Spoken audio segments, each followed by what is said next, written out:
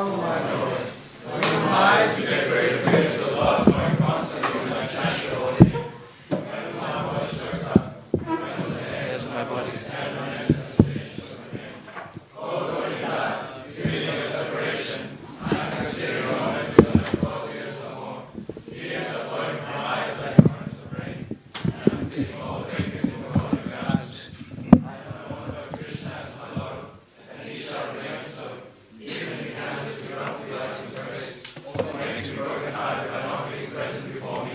He is completely free to do anything and everything, for his Lord is my worship with all unconditionally. Jai.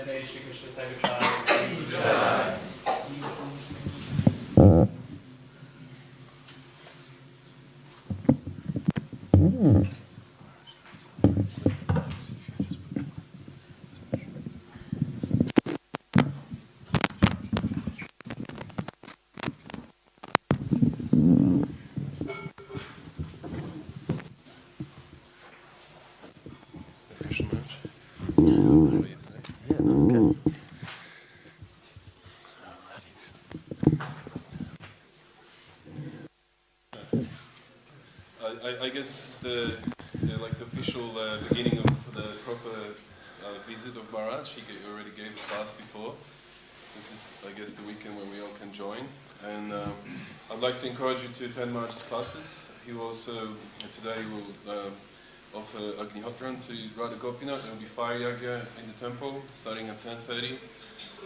And there's a poster informing about the classes and the details. Maharj will be giving morning and evening classes, and we ask Maharj to speak on Nectar of Instruction, verse about devotional exchanges between devotees.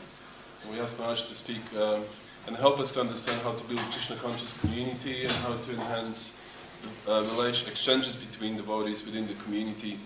So Maharj will speak on that in the evenings. I guess if you have questions related to the topic in morning classes as well. Thank you. Sure. Hare Krishna.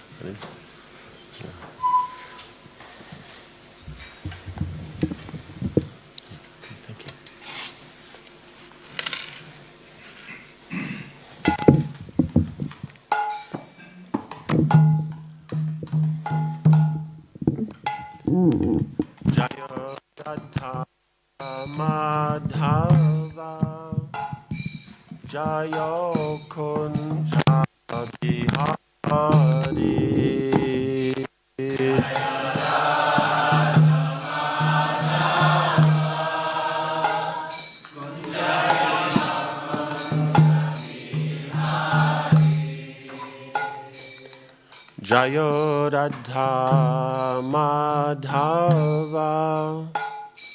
Jaya Kunja Bihari Jaya Radha Madhava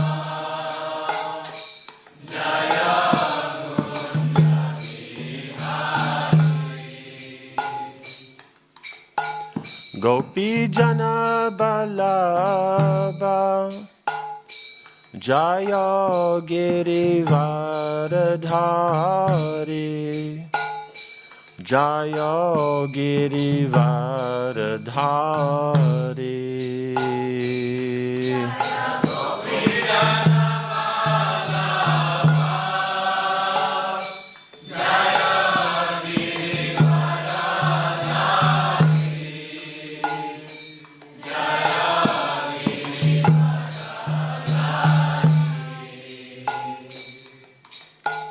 Gopi Jana Balaba Jaya Girivardhari Jaya Girivardhari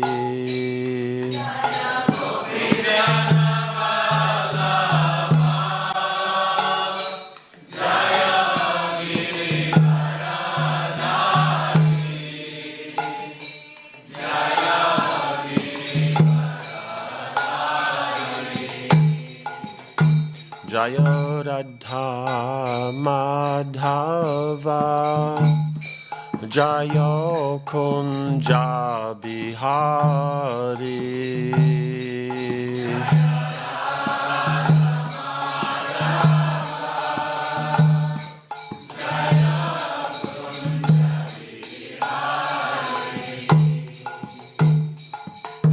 Yashodanandano Braja Jana Ranjano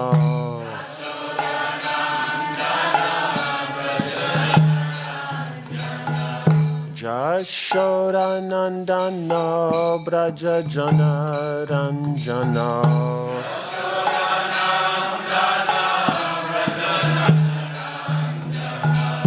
Yashodanandano Braja Jana Ranjano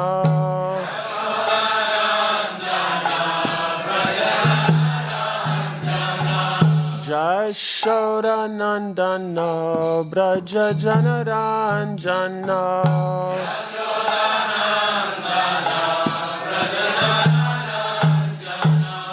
Jamunatira Vanachari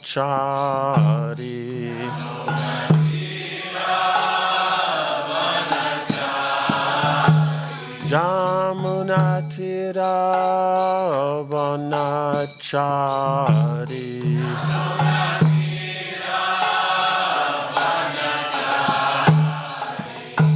Jayo Radha Madhava Jayo Kunja Bihari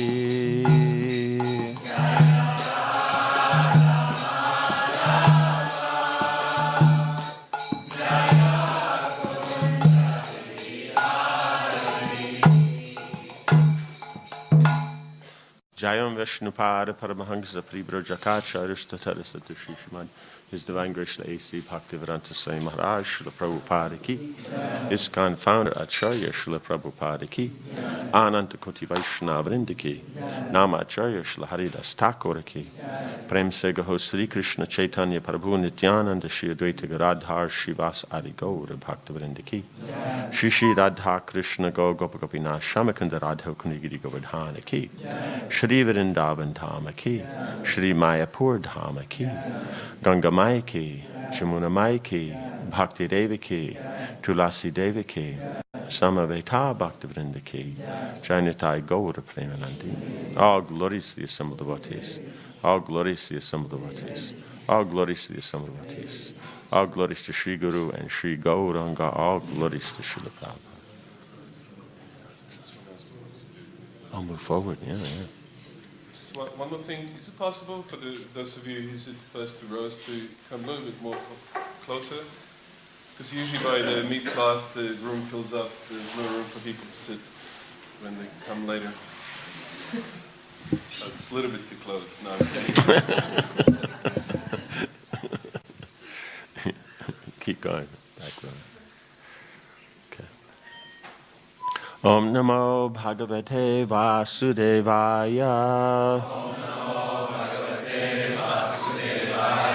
Om Namo Bhagavate Vasudevaya. Om Namo Bhagavate Vasudevaya. Shri Vasudeva Uvacha.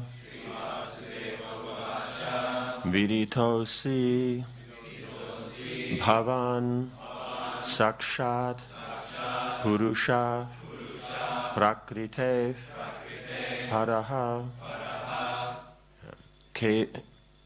Kevalanu Bhavananda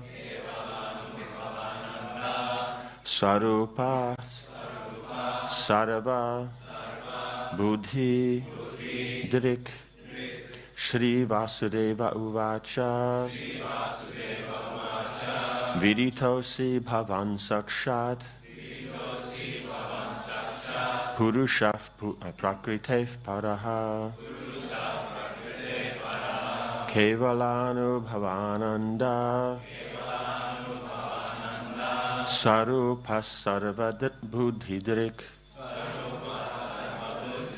Shri Vasudeva Uvacha Viditosi Bhavan Sakshat Purusha Prakritev Paraha Kevalanu Bhavananda Swarupa Sarva Buddhidrik.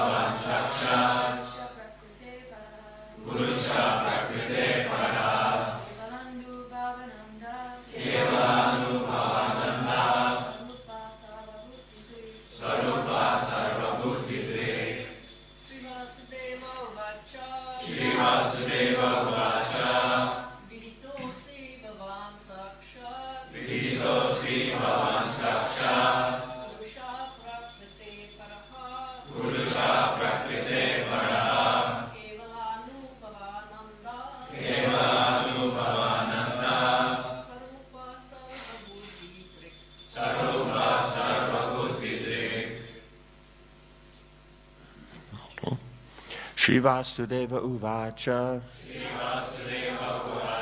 Shri Vasudeva prayed. Vidita asi. Now I am fully conscious of you. Bhavan, your lordship. Sakshat, directly. Purusha, the supreme person. Prakritehe, to material nature. Paraha, transcendental, beyond everything material. Kevala Anubhava Ananda. One more. Swarupa, your form is Satchidananda Vigraha. And whoever perceives you becomes transcendently blissful. Sarva Buddhi Dirik, the supreme observer, the supersoul, the intelligence of everyone. Translation. Vasudeva said, "My Lord, you are the supreme person beyond material existence, and you are the supersoul. Your form can be perceived by transcendental knowledge, by which you can be understood as the Supreme Personality of Godhead. I now understand your position perfectly." Purport. Within Vasudeva's heart, affection for his son and knowledge of the Supreme Lord's transcendental nature both awakened. In the beginning, Vasudeva thought, "Such a beautiful child has been born, but now Kamsa will come and kill him." But when he understood that this was not an ordinary child but the Supreme Personality of Godhead, he became fearless, regarding his son as the Supreme Lord. Did we do this one yesterday? Because I remember this fearless part.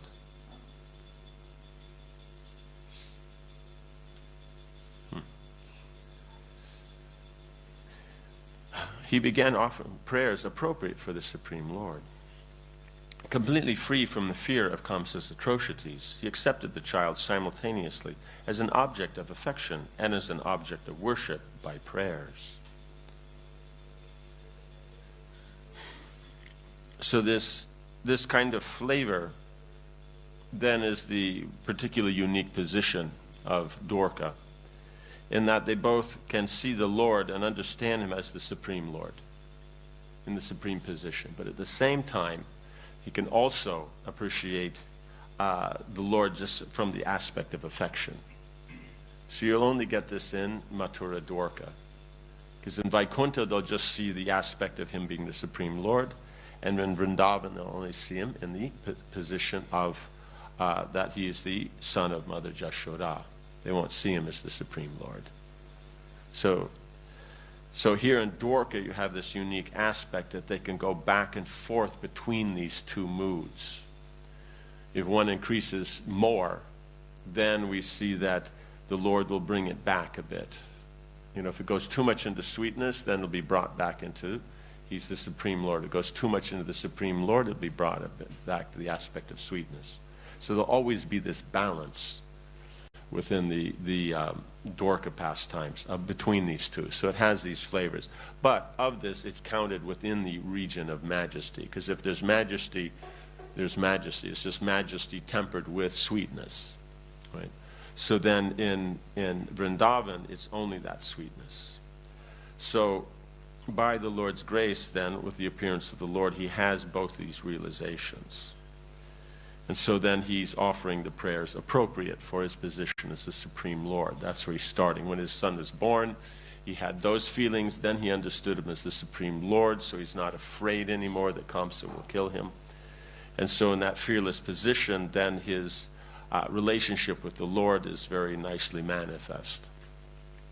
Here for Vasudeva, then that fear is not going to be like our fear, where the fear is coming because of our anxiety about establishing that relationship with the Lord. Here is that Vasudeva is the fear of just what will happen to the Supreme Lord. It's the anxiety about him.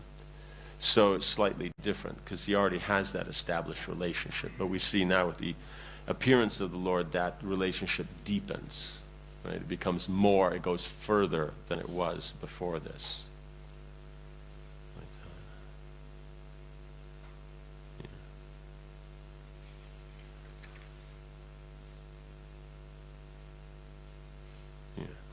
So any questions on this so far? No? Yeah, because I think we discussed this point of fear yesterday. So then the next verse.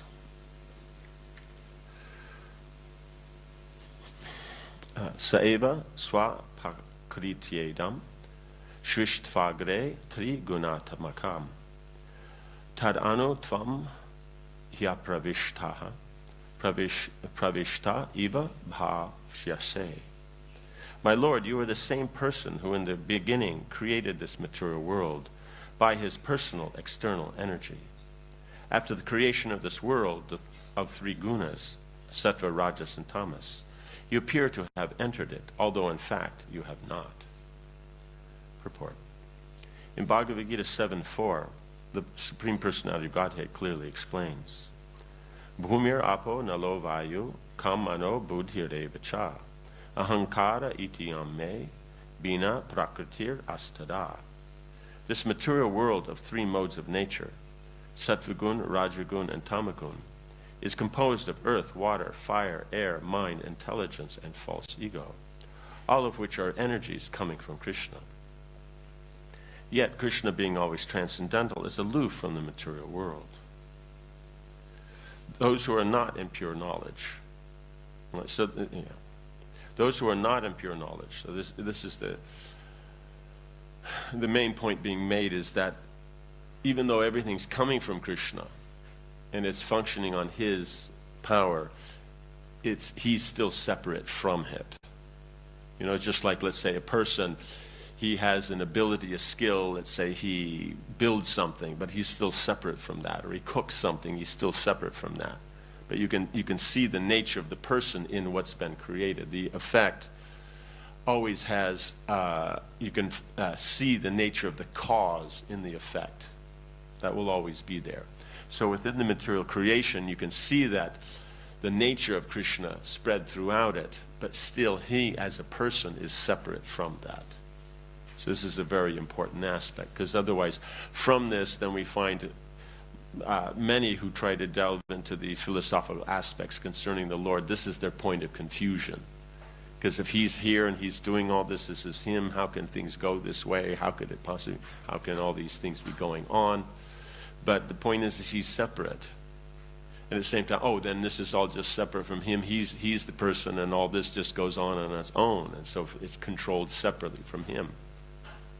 So all these different difficulties come up in the philosophical points because of not understanding this particular point.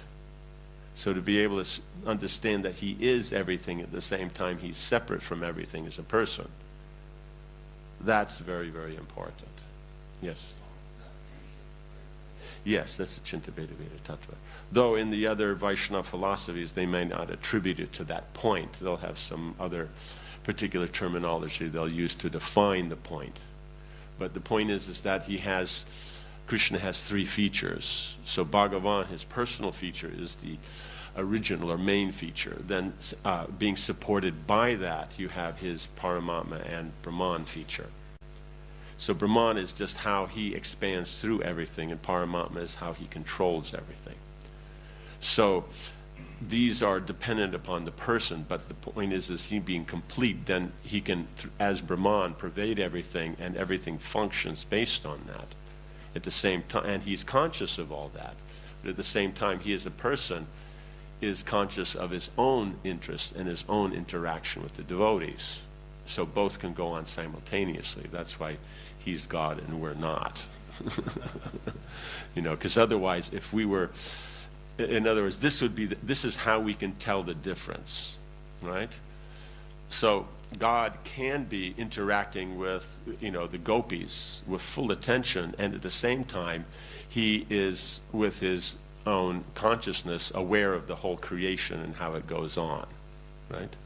So, in other words, this would be Krishna's position. He could be able to give full attention to interaction with the ladies in the house, and at the same time, he could be getting all his work done. You understand? That's God. So that's how you can tell we're not. Because at best we can do one or the other, and even that's on a good day, right? Let alone both. He can do both at once. So that's the point, is that he can do all those things because he's God. And that he pervades because that's just who he is. But at the same time, as his consciousness, his focus is on the interaction with the devotees. So you could say his full attention is on the devotees, and the slightest portion of energy is needed to take care of the material energy. So Lakshmi Devi, she mentions that a billionth portion of Krishna's energy is all it takes to run the whole material creation. Right? And that's the whole thing. So then when you get down to one universe, then it's even smaller than that, since there's unlimited universes. Then you have within that 14 planetary systems, so then even less within that. Within the planetary system that we're on, then we're on, let's see, forget what it is. It's 7 times 9 times 9. So it ends up with,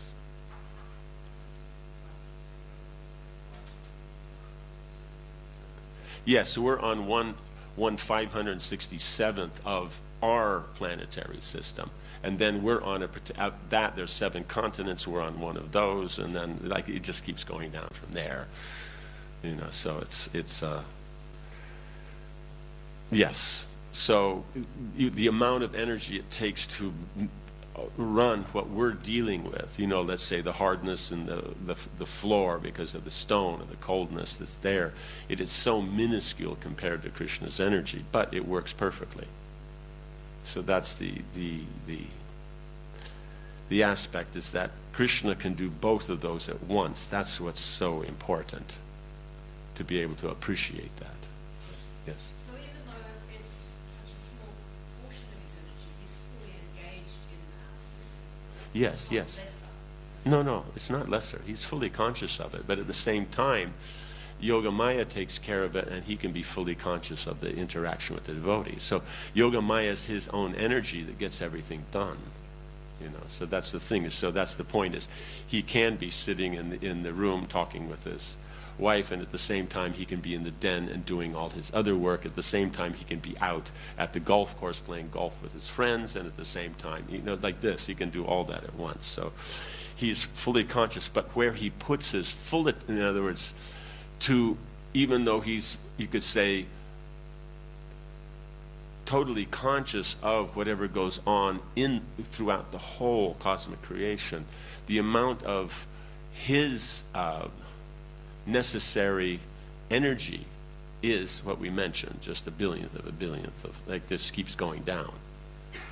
So, but he's fully conscious of it, but at the same time is how much it needs to get it done.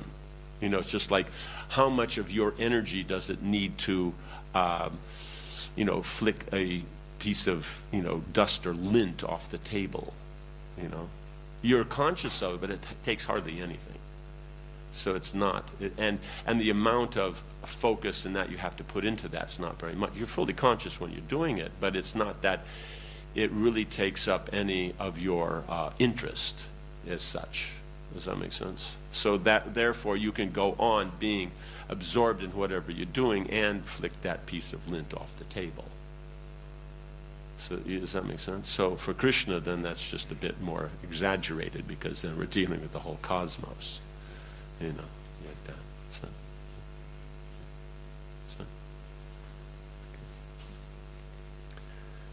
Okay.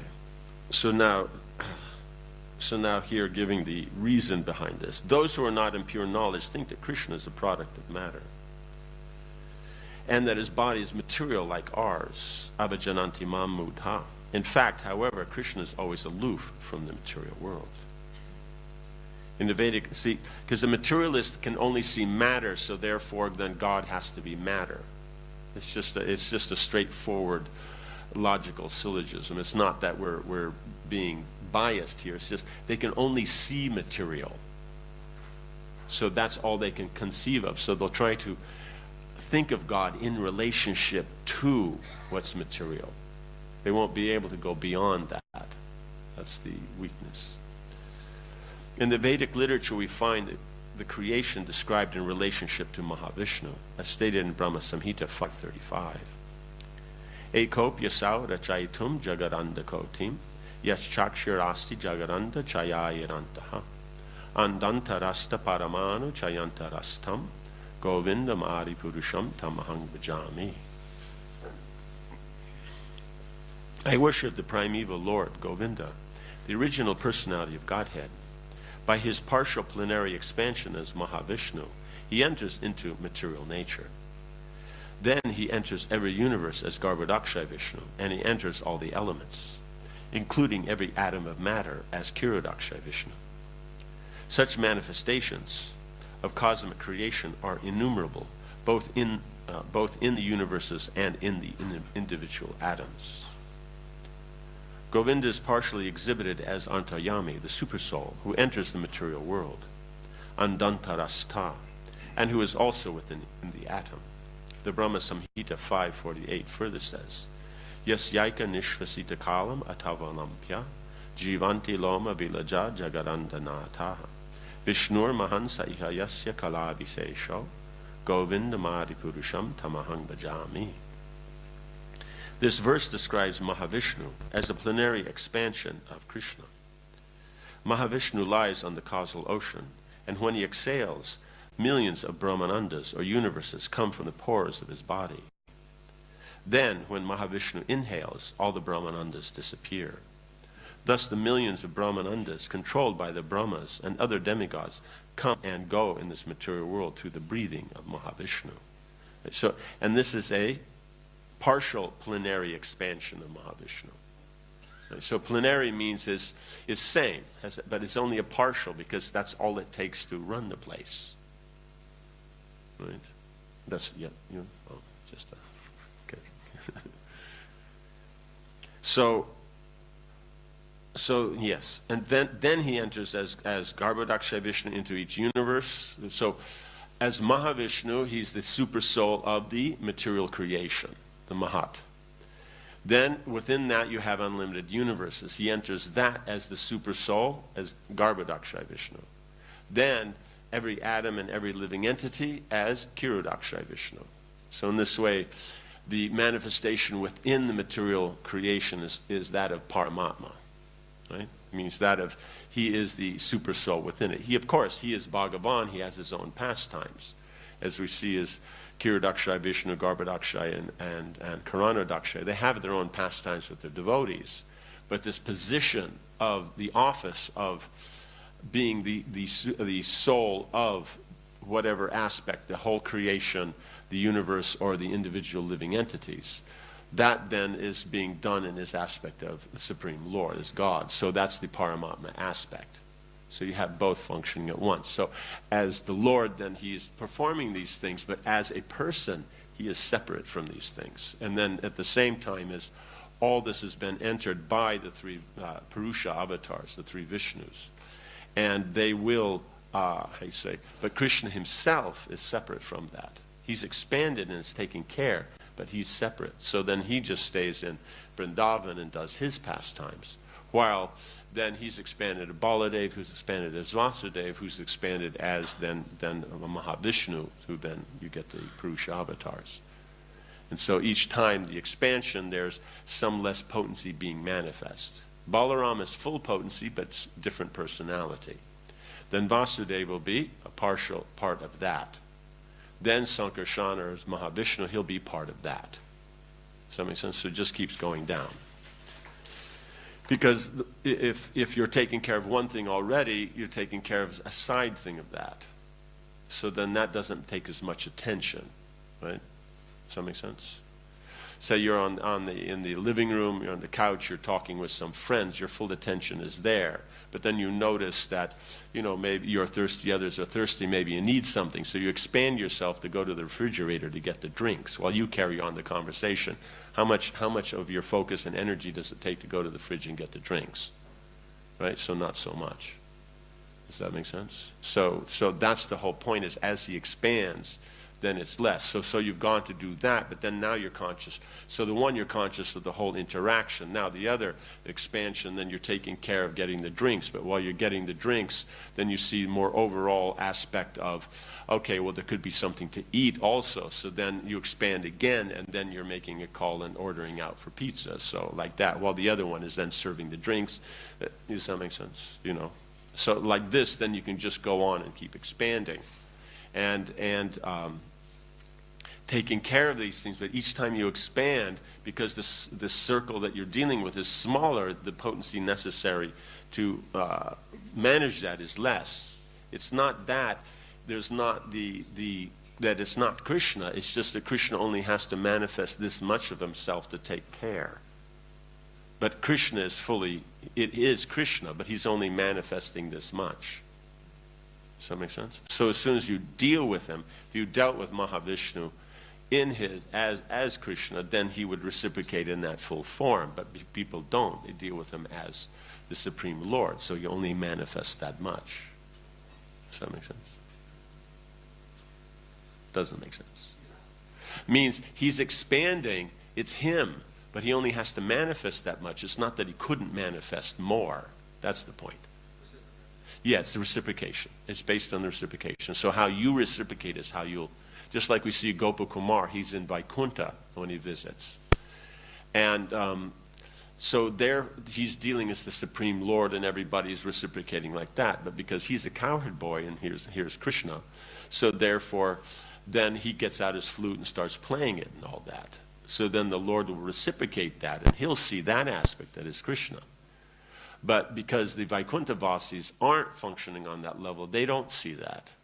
So they just see as, why is he playing a flute here in court? This is like the kingdom of God. This is official. Why you're playing a flute? It's not like entertainment time. So like that. But then we see is then when Gopakumar goes outside and sits because he likes the pasturing ground, sits outside. Because in any city, the outside of the city, that's all pasturing ground or farmland. That's how it's supposed to be. So that part's not, encroached upon. So then if you have a place where there's a city, if the city expands, then they expand the farmland. But because it's not just an equal amount, because you've expanded, there's more people, that means there has to be more farmland to accommodate. So in other words, as far as the day-to-day taking care of things, the farmland around the city should take care of all the fruits and vegetables and grains and, everything that is necessary is there. You want some unique thing from a far off place, that's something else. But your day-to-day life, everything's taken care of in that land around. So once the city can only grow to the point that it bumps into the farmland of another city, at that time, neither of those can grow anymore. So now if you have more population, you have to start another city. That would be the Vedic method. Yes? So are we physically expanding, or is it consciousness, or what we are saying, expanding also like the rains and food? Oh, okay, you're going back to that, not expanding the city. Okay, I was trying to think of that. I mean, with Krishna is an actual expansion. I'm just giving you the example so that you can kind of see what's going on. And then also see that the difference between us and Krishna, because we can't do that. Does that make sense? Yeah, so it's not mental, it's that actually he expands. Because he's unlimited, so he can unlimitedly expand. Does that make sense? Yeah. Yes. So Maharaj, someone like Dhruva Maharaj, he is reciprocating with Mahavishnu. Yes. He's not reciprocating with... No, with Kirudaksha Vishnu. Okay. Yeah, Paramatma. But when he's interacting, he's dealing with Bhagavan, the Bhagavan aspect. But in position by his, authority, then Kirudaksha Vishnu is dealing as the Paramatma of, each living entity and everything like that. Does that make sense? But he's dealing with Bhagavan. But the demigods, they're dealing with Paramatma. So in the demigods, they see Vishnu in that, even though he's a person, but is localized, meaning that he is taking that form and interacting in that position because of the devotee's interaction at that point, or the individual's interaction at that point. But it's not about him and his interest, it's about him as God. So that's the interaction. So the demigods always interact with Vishnu, technically as Paramatma. They don't deal with him as Bhagavan.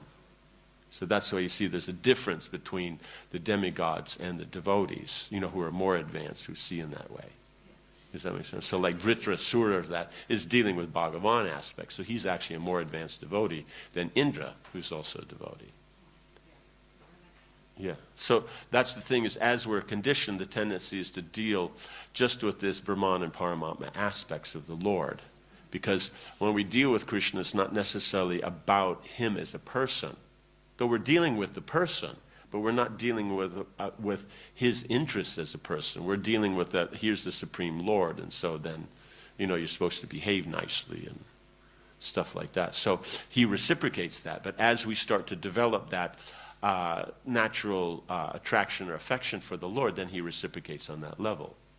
So even though we may function on that, it's Krishna. Does that make sense? We're dealing with Radha and Krishna. So then deities are Radha Krishna, but because we may deal with them based on the rules and regulations of deity worship, and we're only doing that worship because of that. Means, in other words, we wouldn't be doing the various artiques and offerings at those specific times if it wasn't defined by the scripture. We wouldn't think, oh, it's lunchtime, Krishna must be hungry, so we want to feed him, like Mother Jashoda will. We're doing it, because we have to make the offering here. But, I was planning to go shopping and all that. Well, can I do it later? And, like this, we'll be making all those. So we're only following these rules because it's the rule. And because if you're worshiping him based on the rules in that way, because he's the Supreme Lord, it's about, he's God, you have to do this rather than he's hungry, then he reciprocates as Lakshmi Narayan. You understand? It's Radha and Krishna, but they reciprocate as Lakshmi Narayan, because that's how we're dealing with them. Yeah. So something like here in our temple, we do have that formality. Yes, yes, At the yes. same time, you have your own personal. Yes, so it just depends upon what that is. Yeah. So for Krishna, he can deal with all that. It's not a problem. You know, it's not that, well, you know, I'm doing this much, so what does he do? That's, he's got it worked out, so. Well, I think it's a thing of, I mean, when I think of God, Krishna, as Right. having created all this stuff, it's Right. totally awesome. So Right. you want to naturally bow down. Right. But then if you have your personal relationship, it can be in friendship or however it is. Yes, yes. It's much more intimate. So there's this dual thing going on Yeah. all the time. Because Yes. as soon as I think of, wow, he's the creator, then all the grandness comes in. Right. And you have to bow down. I mean, Right. Whereas when you're just relating as a friend, Right. it's a different story. You're not thinking of him as the creator Right. with all that power and Yes. immensity. Yes. So it's like a dual sort of. That's what these prayers are about, is that the Vasudeva has both those flavors. So depending upon which one is prominent at the time, that's the mood. So when he thinks about his greatness, then that'll take over. But then as it goes with time, then I'll think of the others. So yes. Whereas the devotees in Vrindavan never think about the No. greatness. Unless, Mother Shura forgets briefly and then. No, she doesn't. Because when the universal form is shown, to her, she's thinking, you know, is this a hallucination due to some indigestion from breakfast? You know, like that. So they never go, even though the universal form shown to Mother Jashoda was greater than the one shown to Arjuna, because Arjuna just saw what was going on in this universe. She saw the whole creation. So it's a much bigger, of all the universal forms that were shown, I think the Mahabharata describes that there are 5 times that it was shown, you know, in Krishna's pastimes. And so that was the biggest. And then Arjuna's would have been the next. And then others would have been part of those. Because even he showed one to Duryodhana. When Duryodhana made this arrangement, this trick that when Krishna came as a messenger, you know, for peace, you know, before the war, then they thought, he was thinking, well, the Pandavas, their strength comes from Krishna, so we get rid of Krishna, then the Pandavas will be weak, then we can conquer them. So when Krishna came, then he arranged this special seat, you know, this throne where he would sit. And, you know, so they'd all come to the court and he'd sit. And then once Krishna was sitting there and situated, then there was, you know, there's some lever or something that you move, and then that goes down into the earth, and then closes. And so they thought, okay, now we've gotten rid of Krishna. Then the whole courtyard and the place starts to tremble and all this and that, like an earthquake. They don't know what's going on. And they start seeing this peacock feather poking its way up through the floor, like that, until he comes up and manifests a portion of the universal form. So Duryodhana understands he's not going to be, he's dealing with the Supreme Lord here. But that doesn't mean that he's interested to be a devotee or surrender. He just, you know, understands, okay, that's not going to work. Like that, you know. Yeah, and then he'll just try, okay, we'll go on with the war, you know, as planned. You know, so we see Mother Jashoda, because of her affection for Krishna, she's unaffected by the universal form. Arjuna, because he's part of the Dwarka scene, then he becomes in that awe reverence, but to the extreme where he can't even function, so it has to be reduced. And then the other times it's manifest, then you know, whether it's bringing it with Duryodhana, it doesn't bring out the devotional. I don't remember what the other two are. Like that. You remember the other two? Yeah, I don't. These are the only ones. Akrura. Oh yes. Akrura. So that brings about the devotional side when he sees them when they're down at Akrura Ghat, like that. And so you can get any variety of reaction to this greatness of the Lord. So those who greatness is part of their devotion, then it will increase that. For those who are not, it's just what's going on. And for the materialists, they can't understand anything anyway. You know, as was said before, the materialists, they see things, everything materially, so they understand, okay, Krishna is a bit bigger than me. But still he's material. And if they have some good plan, then maybe they can, you know, defeat Krishna. But, yeah. Okay. Yes. The point you made before that he's partially manifested but less property, so that goes down even to the material element. Material elements, then it's just how much potency needs to be there, but he is there, the manifestation is the feature of Brahman. So the potency in the material elements and how they're able to function, generically and then specifically in a particular manifestation of the combination of the material energy, that's going to be based on the Brahman aspect, the potency, the masculine, feminine aspects of Brahman. So then what will be the form and nature and activities and the purposes of of the material elements. Does that make sense? Because Krishna pervades everything. So based on that, then you're able to make the forms and everything out of that. Because material energy is just material energy. It's not conscious. It doesn't do anything.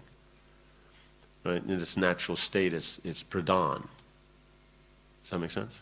Yeah. So pradhan doesn't do anything. It sits there. It could sit there eternally doing nothing. So only when Krishna glances and enters it, therefore then it separates into the elements. And then the separated elements, you can't do anything with them because they're just separated. They're just theirs. How do you stick them together? Right? And make something. So Krishna then has to enter them, all the elements, so that there's that potency that they can be attracted to each other. So there you can attract the various atoms of earth, water, fire, air, and ether.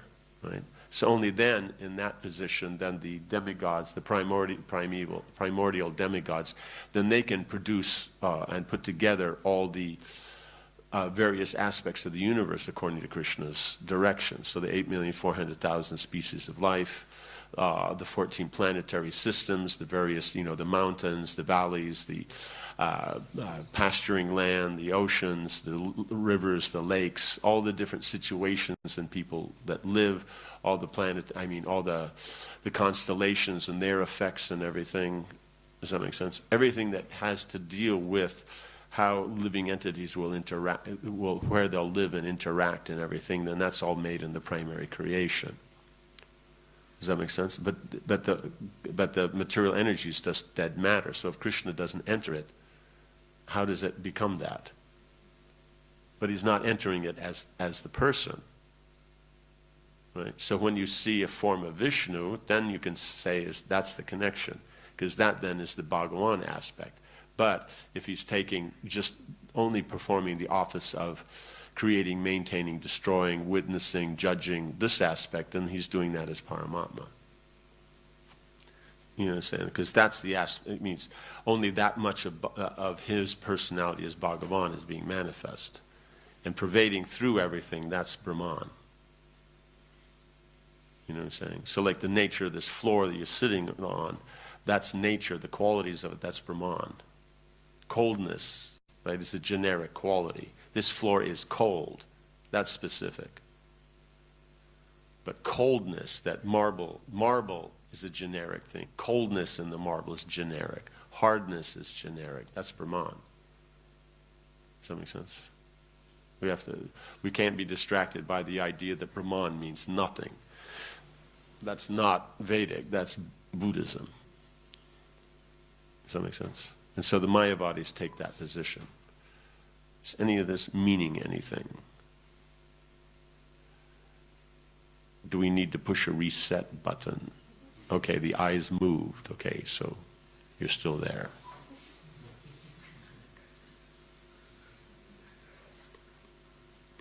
So, yes, okay.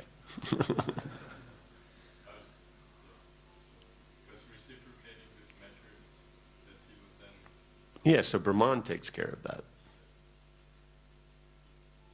That's the point, is that Brahman is all the qualities of, is the effulgence of all the qualities of the Lord.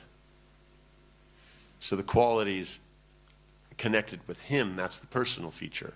The qualities on their own, that's the impersonal feature. So that's what you're reciprocating with when you're dealing with that matter. Right? And then, if you're supposed to be, what you're supposed to be doing with that matter, that's Paramatma. So that's where karma comes in. You know, are you supposed to be doing that? And then mechanically you do it properly, and you're supposed to be doing that. then that's good karma. You're mechanically not dealing properly, or you're not supposed to be doing that, or both, that means it's bad karma. Does that make sense? So that's all taken care of on that level. Yeah? Yeah. So that's why mechanically you deal with something. It functions because of Krishna's potency. Does that make sense? So that's functioning based on those laws. Because anything that you're dealing with, the technology of it, whether it's a natural technology or this modern technology, is that you can only deal with it according to how it works. Right? It's, say furniture, so that's, and you're building it from wood, so the nature of wood and how wood can be used in the way of furniture. Does that make sense? That's Krishna's laws, so you have to follow those laws on that. That's Brahman. Brahman establishes the nature of wood and what you can do with it, and the nature of a seat. And so therefore, the combination of the wood and the seat, you can put it together. But it's because of the nature of Brahman. You understand? Now that you're supposed to be doing that, or making that seat, or how you use that seat, then that is Paramatma. Does that make sense? Yeah. So, therefore, then, you know, you have those natural things like that, but let's say you have a smartphone, but it's working by electricity. So what electricity can do, that's as far as they can go. You know what I'm saying? And the electricity, the earth elements that they're using. Does that make sense? So therefore, the electricity, the fire, so fire and earth with some space thrown in, some air, you know, like this, that's all, that's what they can deal with. So what you can do, that's Brahman. So your smartphone works because of the control of Brahman. It's not that, oh, modern man is independent and does what he likes. No, he can only function within. That's why they have to sit there and research and do study to figure out what they can do with the material energy. It's not that they decide what they want to do and it happens. They can only function within the laws that material nature allows them. That's controlled by Brahman. Getting anywhere here? Yeah, I mean, I actually meant if Krishna can also manifest himself, if we would deal with the object in a way as if it would be Krishna. Yes, but he is, but as Brahman. Because the point is what is the form of Bhagavan?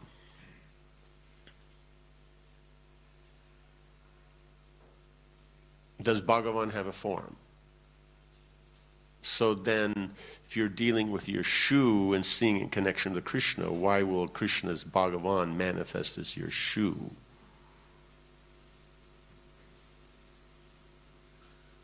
See, there's no difference between Krishna as Bhagavan, Brahman, and Paramatma. But Bhagavan is the origin of the other two. Does that make sense? So that's why you have deities, because that's the authorized shape. He will manifest in that way. But Krishna's saying that, yes, he's the ocean. But that doesn't mean it's Bhagavan. That means it's Brahman. Right?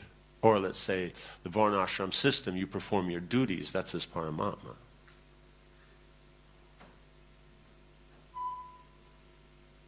You understand? So if one, you have to, that's what we were saying. We started the conversation on, you have to be able to tell the difference between he is all these things, but he's separate as a person. Because if you can't do that, then you get this point that you're making, which is a standard mistake made by many Hindus, is that everything's God, so we can worship anything as God, as the person. No, you can respect anything, understanding its connection with Krishna on the Brahman and Paramatma level. But Bhagavan, that's another thing. He's separate from that. But when you mix it all up and all that, then that's the standard thing, you know. Well, you know, so many Hindu families, their child is God, or, you know, something's God, you know. A lot more things are God than should be. Right? But at the same time, as they can't see is how it is God on the Brahman platform.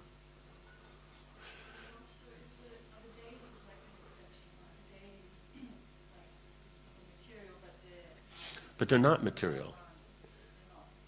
Means the form of the deity means it's an authorized form. So that's the form that Bhagavan has. And so then we, because of our material vision, will see the material elements. But as we advance, we start to see, no, this is Krishna. Does that make sense? So he takes this form because he and his energy are non-different. So he can manifest as he likes anywhere. But the point is he's only going to take on this form and the authorized forms that match his form. Because otherwise, if he's a shoe, you know, where does his head and arms and everything go? Okay, maybe if it's a shoe with shoe strings, then maybe, okay, you could get some arms out of that or something, you know. So he's not going to do that. But it's directly Krishna. But he's manifesting through that particular energy, because all this energy is him. Does that make sense? So that's the difference, is that because of our material vision, we'll see the particular material energy. But as one advances and one sees as Krishna, it's not the material energy.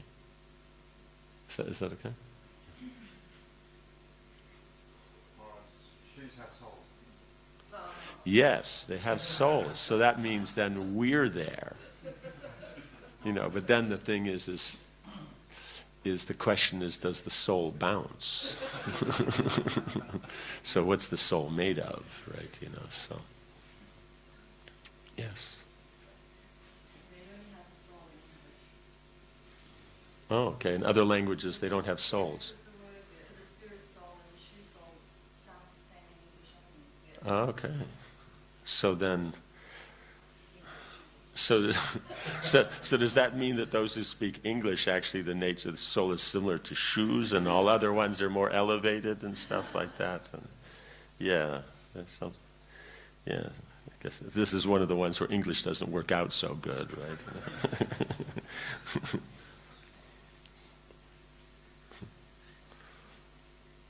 Is something? No, you're just moving your arm. Okay. Yeah. No, it's just that not so many people raise their hands fully. Sometimes they do, but some just kind of like, you know, like this, so you kind of catch in between. So anytime the hand goes this way, then it's, oh, is it a question or is it?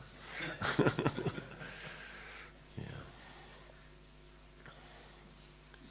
Okay. Foolish persons think that when Krishna appears as the son of Vasudeva, he is limited like an ordinary child. But Vasudeva was aware that although the Lord had appeared as his son, the Lord had not entered Devaki's womb and then come out. Rather, the Lord was always there. The Supreme Lord is all-pervading, present within and without. Pravishta iva bhavyase.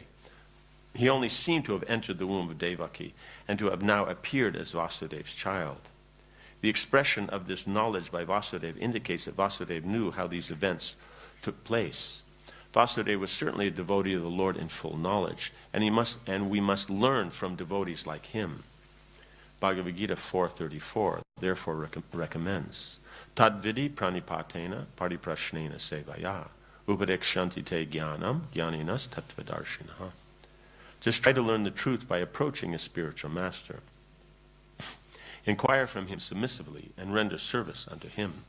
The self-realized soul can impart knowledge unto you because he has seen the truth. Vasudeva begot the Supreme Personality of Godhead, yet he was in full knowledge of how the Supreme Lord appears and disappears. He was therefore Tattvadarshi, a seer of the truth, because he personally saw how the Supreme Absolute Truth appeared as his son. Vasudeva was not in ignorance, thinking that because the Supreme Godhead had appeared as his son, the Lord had become limited. The Lord is unlimited, existing and all-pervading, inside and outside. Thus, there is no question of his appearance or disappearance. So he is understanding how this whole process. So it's that Krishna is entering his, it means Krishna is always there within the heart. But at the same time as then this conscious devotional aspect of Krishna, then that's within the mind of Vasudeva. And then within his heart, that's transferred to Devaki's heart, so then Krishna is there. So Krishna is technically born from her heart. But at the same time, he's already there. So it's not, it's just the devotional aspect that makes this pastime work. So that's what we're trying to, that's what we're bringing out. So this kind of knowledge or this understanding then, as Krishna recommends, this we can get from the devotees. So then we have the Gita, we get from Krishna, but at the same time as to understand what Krishna says, we approach the spiritual master. Therefore then through the purports that are given by the acharyas and then the devotees, then their understandings of this and then speaking with us, that's how then we'll catch and understand this. So it says just try to learn. So that means there's an interest to learn, right? To try to learn means there's an interest. Then inquire from him submissively, right? So that's the next thing, is that we want to learn, so therefore we come with the attitude of how to learn, how to gain this.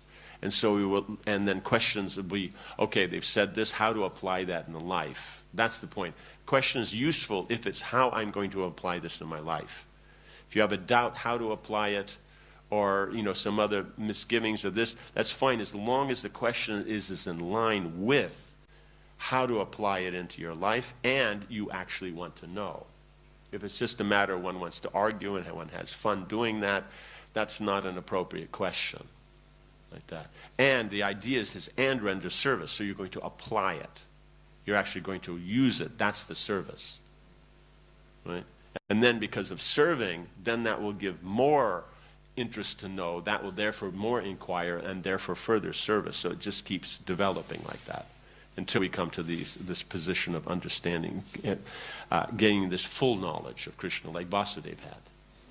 So, yes. So that's what we're trying to do. That's the whole idea of approaching, is that then we can have that full understanding. Then we can see how, because Krishna's material energy is one of his energies, as part of his Sarup Shakti, so it's non-different from him. So when it's seen in connection with Krishna, we're not dealing with anything material, right? So he can manifest through this inferior energy, but it's still him because he's the complete whole, and then the manifestation will be that of his superior energy. So that's why the deity, then depending upon the particular form that's there, then will deal with that in that way. So you'll deal with the deities from Astadhatu in one way, from the stone in another way, a painting in a different way. If he's in a pot with water, then a different way. You'll deal according to the nature of the elements that is there, but at the same time as we're not dealing with material elements, because material means the aspect is that there's a separation between that energy and Krishna. That's what makes it material. When we see the connection with Krishna, we're not dealing with material anymore, we're dealing with spiritual.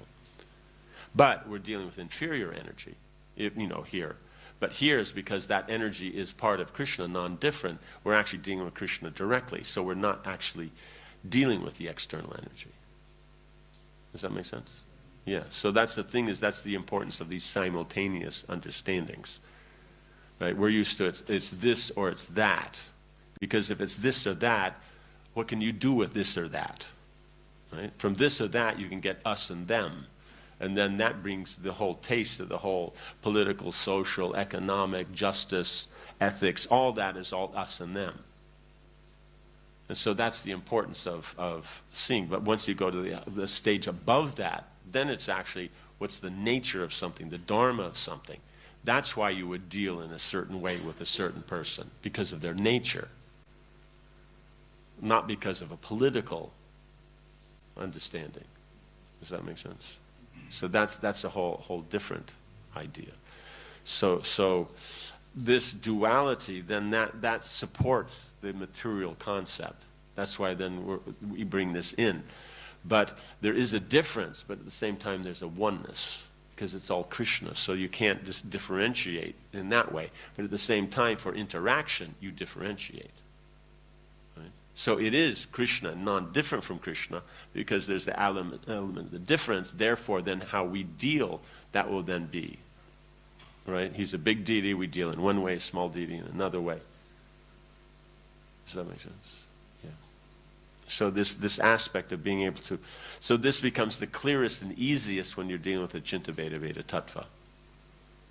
You know, it's very straightforward. Other philosophies, then they'll deal with this, but at the same time as they have to deal, you're looking at it this way and then you're looking at it that way. They won't look at it at the same time. We'll do that, both things are going on at once, so it's a little bit more, it's more simple, but at the same time more sophisticated. So it's more developed like that. Because this is the original philosophy.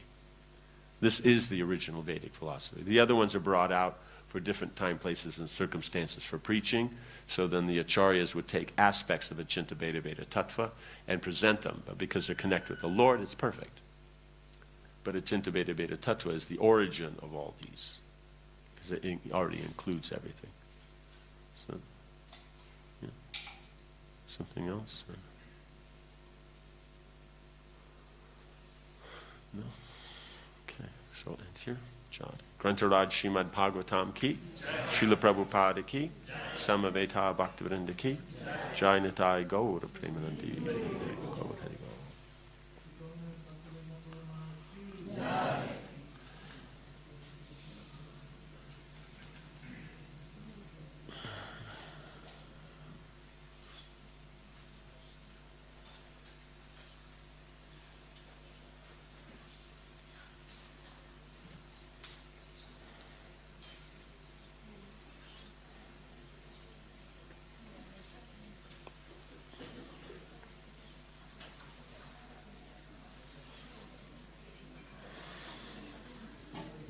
Hare Krishna.